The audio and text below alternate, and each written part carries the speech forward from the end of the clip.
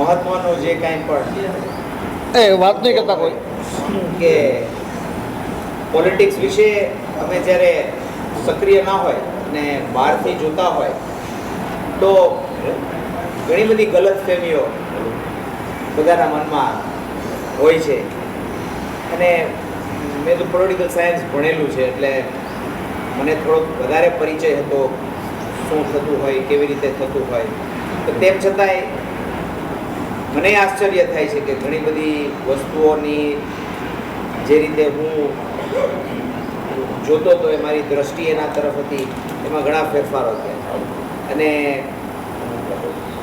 જે તમે બધા રાજકારણમાં સક્રિય છો એના પ્રત્યે મારો રિસ્પેક્ટ અનેક ગણો વધી ગયો છે કે આ અઘરામાં અઘરું કામ હોય ને તો આ, અને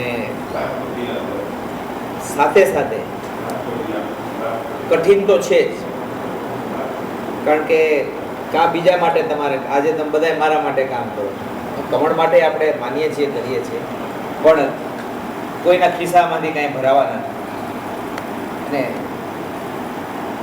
ભાવનાઓને જે લાગણીઓ જે હું જોઉં છું, લોકોનો એકબીજા પ્રત્યે પ્રેમ, તમારી એકબીજા પ્રત્યે લાગણી, અને એ સંયુક્ત કુટુંબ જેમ હોય ને એવી રીતે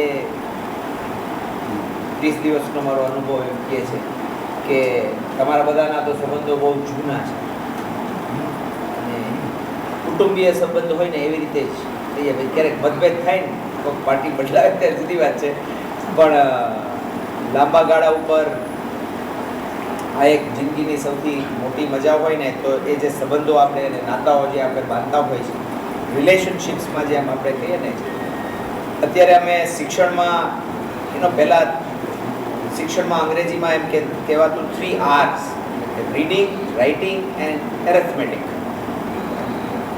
હવે 3 નવા R આવ્યા છે કે રિગર, રિલેશનશિપ્સ અને રેલેવન્સ. રિગર એટલે આપણે એમ કહીને કે અઘરું કંઈ પણ કાર્ય જે કંઈ પણ આપણે કરતા હોય તો પૂરેપૂરી મહેનત માગે આપણી પાસેથી, એવું સહેલું નહીં.